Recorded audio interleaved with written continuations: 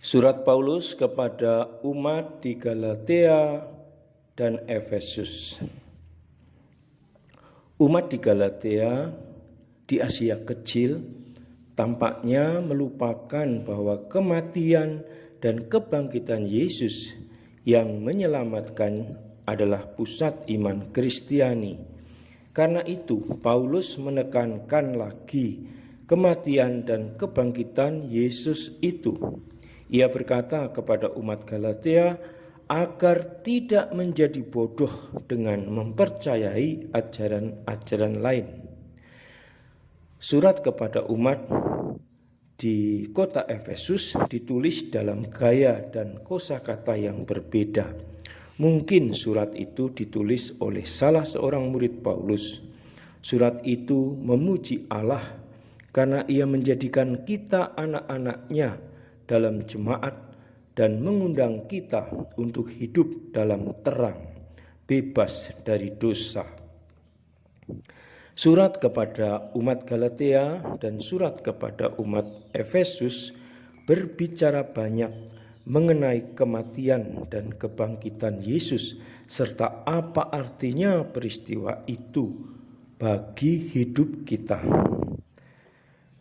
Teks berikut dari Galatia merupakan salah satu tulisan Paulus yang terkenal, yaitu tentang mengambil bagian dalam kematian dan kebangkitan Yesus. Galatia 2. Aku telah disalibkan bersama Kristus, namun aku tetap hidup, tetapi bukan aku sendiri yang hidup, melainkan Kristus sendiri yang hidup dalam diriku. Aku telah hidup oleh iman dalam Anak Allah yang mengasihi aku dan memberikan dirinya bagiku. Semakin dekat orang-orang Kristen bertumbuh dalam Yesus, semakin mereka memahami bagian sulit dari surat Galatia ini. Para kudus, orang-orang suci seperti Paulus tetap tinggal seperti apa adanya. Tetapi mereka membiarkan Kristus hidup dan bertindak melalui mereka demi kebaikan dunia dan penduduknya.